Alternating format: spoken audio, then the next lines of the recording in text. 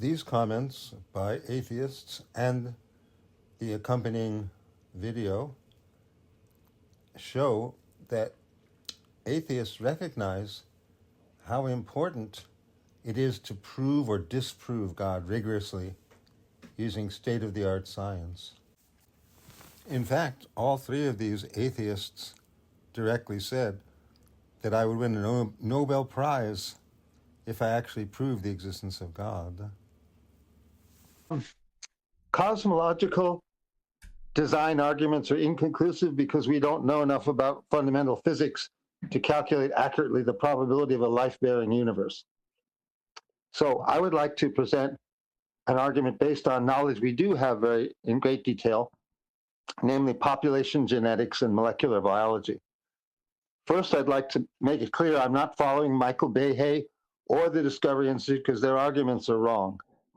These are arguments I've come up with myself, and they're all based on statements by professors at major universities published in peer-reviewed scientific journals like Martin A. Nowak of Harvard University. I know you were waiting for ages, Devon, so just forgive me for interjecting for a moment, because it sounds like you're reading a script. I'm really more interested in just having a conversation. So don't read us a lecture. If you have an evidence for God, just give us the evidence. Okay, yes. Evolution is too slow. I was not reading a script, by the way. Sorry, I was just trying to give an introduction.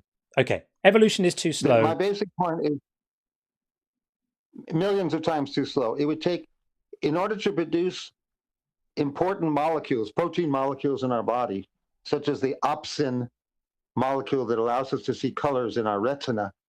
I've done calculations using well-established principles of molecular biology to show that the time required for random mutation and natural selection, which is the standard paradigm of evolution, that would require millions of times longer than the age of the Earth, which means evolution is too slow, which means design.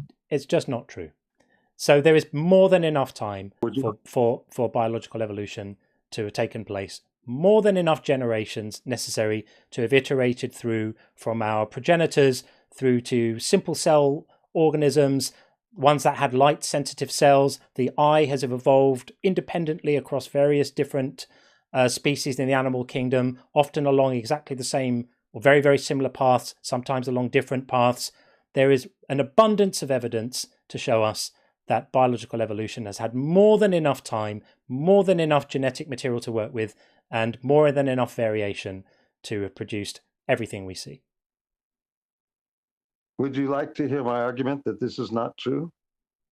Well, not particularly, because your argument is obviously fringe quack pseudoscience, because nobody in the life science, if you have an argument to prove that there's not been enough time for biological evolution to take place, take it to the Nobel Committee and you will win more money than you could ever know what to do with, and a Nobel Prize. Don't make it on an internet call-in show. I'm not a biologist. I don't have specialism in the area of molecular biology, but there are people who do. Take your theory to them, get it peer-reviewed, and go and win a Nobel Prize. You will. If your argument is sound, if it can be backed up with evidence, go for it. In fact, that's what I'm doing. I'm in the process of doing that. Fantastic. Well, when you do it, come back and tell us about it. Until then, I don't have enough specialist expertise in this area to counter an argument full of details about molecular biology that it's not an area I have expertise in. But there are people who do have expertise in that I know will disagree with the claim you're making. And that's why I'm not making an argument from authority. I'm just saying the fact that the thing you're saying has not been widely adopted tells us something about a likely flaw. It's a bit like the people who claim to have come up with perpetual motion machines, and they swear they've done it, and it's in their basement right now, honest. I'm like, great, go and win a Nobel Prize for it, and then we'll all hear about it. We'll all read about you in the newspapers. And you know what? If it were true, then what it would do is it would upend the explanatory framework for how biodiversity could have come about. It wouldn't be a shred of argument for any God. I'm interested in evidence for gods. Disproving evolution is not evidence for gods. It would just take one piece of science off the table. I can prove, if you accept that life was designed, I can also prove that God must be the ultimate designer. Well, I don't accept that life was designed. All arguments from design are arguments from personal incredulity or misstatements of available science. And even if you were able to demonstrate that life was designed in some way, you can't eliminate the possibility that we were designed by other aliens, that we're a simulation in a machine, Oh, for sure. that we're brains in a vat, For sure. that there's a whole load of competing hypotheses, that a God is just one among many. For sure, we were designed by advanced extraterrestrials. But the next logical question is, who designed them? Other ones. And it's extraterrestrials all the way down. Who knows? But none of this is evidence for a God, Devin. Let's analyze that a little bit. That's an interesting idea. Consider the complexity of a human body. The designer, the extraterrestrial who designed us, if we accept design, must be more advanced than we are and have at least as high an information content as we have.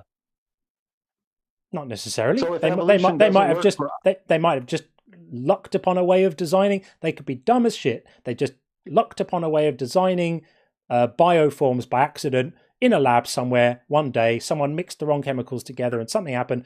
Poof! Life was designed by accident, and it happened. We have no idea. These are all huge fantasy stories, all big ifs, doing lots of heavy lifting.